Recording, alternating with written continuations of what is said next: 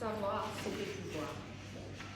Voilà ce que proclamait d'une voix unanime les sages et les visionnaires. C'est savoir, jadis boussole de l'humanité, rempart contre l'obscurantisme, l'éveil des grandes révolutions. Aujourd'hui, que reste-t-il de cette promesse?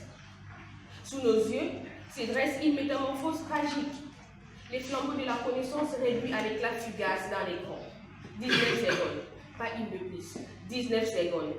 Les temps d'une pirouette éphémère pour conquérir l'Olympe des laïcs. Et là, dans l'arène numérique, se dresse un étrange pédagogue, TikTok. Ses professeurs du vide, couronnés au roi des esprits en déroute. Plus les cerveaux s'arrondissent, plus les chiffres explosent. Plus la pensée s'étiole, plus la foule applaudit. Il est temps d'éveiller les consciences et d'arrêter de cultiver les sciences des comptes. Depuis l'essor des réseaux sociaux, TikTok s'est imposé comme un phénomène mondial, déclenchant une réaction quasi pavlovienne. Entre divertissement et liberté d'expression, il ne cesse d'accroître en popularité. Et cette popularité nous pousse à nous interroger. TikTok est-il l'opium du peuple? Est-ce une distraction insidieuse, un outil de manipulation ou tout simplement un espace de libre expression? Non, n'est-il pas vrai que l'envoûtement de TikTok, ces voiles de soie posées sur nos yeux, nous empêche de voir les aurores de pensées profondes et de sentir rocailles de l'engagement, nous maintenant dans un doux crépuscule d'insouciance? N'est-il pas vrai que ce kaléidoscope infini du vide est devenu la pilule moderne, nous rendant parfois étrangers à la beauté brute, parfois âpre, mais toujours essentielle de l'existence? Non, est que chaque like, chaque partage, chaque tapoter l'écran résonne comme une goutte de cet opium invisible. Ce sont un concours de gratification qui étouffe le murmure des questions essentielles et les cris de l'injustice. Madame la bâtonnière, honoré confrère membre du jury, auguste assistance, à vous-même, n'est-il pas vrai? TikTok, ce que vous allez voir, il les propose. Ce que vous cachez, il les dépose. Les vies intimes, il les expose. Les défauts humains, il les compose. Les égos fragiles, il les dispose. Les abonnements se superposent. Les cerveaux se chloroforment pendant que les vues explosent. Et sans crier garde, sans demander l'avis des personnes, TikTok s'impose. Qu'on le veuille ou non, il devient une épine sur une rose. Au final, qui consommons-nous réellement? Du contenu souvent léger, parfois absurde, drôle ou terriblement vif. Si, comme l'a dit Aldous Huxley, le plus grand danger pour une société n'est pas qu'elle souffre, mais plutôt qu'elle soit anesthésiée par le plaisir. Alors, TikTok pourrait bel et bien être l'instrument de cette anesthésie collective. Ce qui rend cette plateforme si captivante et si difficile à quitter, c'est la courte durée des vidéos qu'elle nous propose. Généralement entre 15 et 60 secondes, ce qui encourage une consommation rapide et répétée.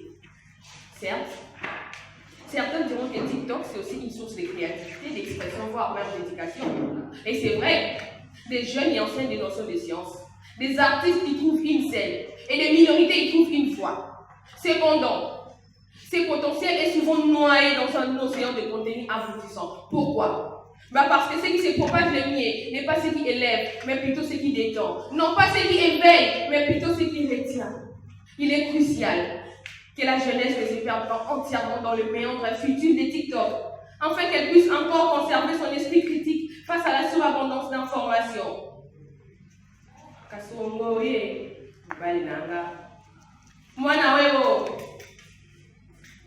Conçu en 2016 pour être qu'une simple application des courtes vidéos. Être ludique et divertissant était son objectif.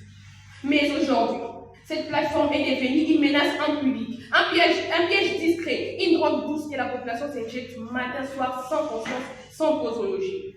Les adolescents, mais pas seulement, ils passent des heures au détriment du sommeil, de la concentration, de la lecture, voire même des relations humaines réelles. N'aviez-vous jamais observé la frénésie dans les yeux de ces jeunes? Ces regards scintillants devant leurs écrans, comme s'ils se perdent dans l'illusion d'une gloire éphémère. Qu'est-ce qu'il réellement? Les vides, l'ennui ou ce monde trop pesant? Cette situation n'est absolument pas sans conséquence. Que dire de l'enfant livré à lui-même sans surveillance, car papa est irrémédiablement perdu dans les flots incessants des vidéos récapitulatives du match de la veille entre Paris Saint-Germain et Real de Madrid. Loin de moi l'intention de commenter sur les scores fléaux. Son attention rivée à l'écran, indifférent du monde qui l'entoure. Que dire du repas, devenu carbone 14, calciné, oublié, car maman, jadis pilier du foyer, est désormais noyé, corps et âme, dans les tutos de Maria Kiba, Petit Fali, les débats toujours ancrés, les Warriors et les Gaulois. Les potins de influenceurs ou les chorégraphies virales, son esprit à des kilomètres de la réalité culinaire.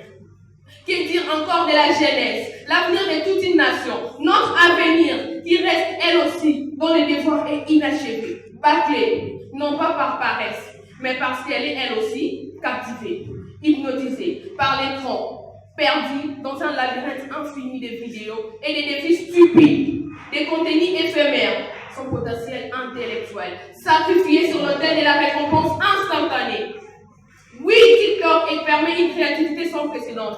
Oui, TikTok est l'une des innovations de la modernité avec la venue de la NT. Oui, ce n'est de la modernité que de scroller. Oui, mais face aux crises économiques, politiques, sociales, on est plus inactif.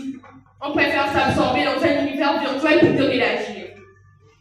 Il y a plus d'un siècle, Karl Marx écrivait « La religion est l'opium du peuple ». Cette phrase n'était pas qu'une simple provocation, mais plutôt un diagnostic radical sur la façon dont certaines institutions, sous couvert de consolation, maintiennent les masses dans la passivité. Et si au XXIe siècle, TikTok avait tout simplement remplacé la religion dans son rôle d'opium collectif? Et si notre époque avait tout simplement changé de substance pour fuir la réalité? Là où la religion promettait une vie, TikTok nous offre l'oubli de celle-ci. TikTok est l'ennemi de la lenteur. Il accélère, il défile, il remplace. Il ne nous dit pas quoi penser, mais nous montre ce que nous allons voir, jusqu'à ce que notre monde intérieur ne se résume plus qu'à ses reflets numériques. Alors, TikTok est-il l'opium du peuple? Peut-être. Il apaise, il unit, il détourne, il conditionne. Contrairement à la religion, il ne nous dit pas quoi penser. Il n'est pas aucune transcendance, il vide l'ici et l'au-delà. Mais n'oublions pas, ni la religion, ni TikTok, ni n'importe quel autre réseau social en soi ne sont les véritables problèmes.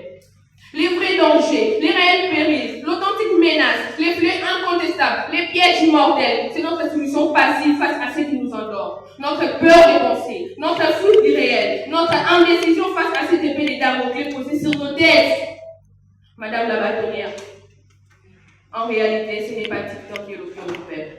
C'est notre besoin de fuir, notre peur de regarder le monde en face, de prendre conscience du péril qui nous guette avec les rafales de l'Iran sur l'Israël, ainsi que les représailles américaines qui s'en sont suivies. Cette crise qui devait finir entre la Russie et l'Ukraine en 24 heures. Courage Donald Trump. Cette guerre quasiment civile à l'est du Congo depuis plus de 3 décennies. Que Dieu maudisse le Rwanda. Assez de cette science de compte qui cannibalise l'intelligence. Il est l'heure, non, il est important, non, il est urgent de réveiller les consciences endormies, de rendre au savoir sa noblesse, son pouvoir, son âme. Car demain, c'est construit aujourd'hui. À nous d'écrire le prochain chapitre. L'écran, lui, les temps filent. Dans les flux, l'esprit vacille. Les réels se séparent, les mirages délaillent, Narcisse se pique, les vies s'installent. Et là, s'emballe. Merci.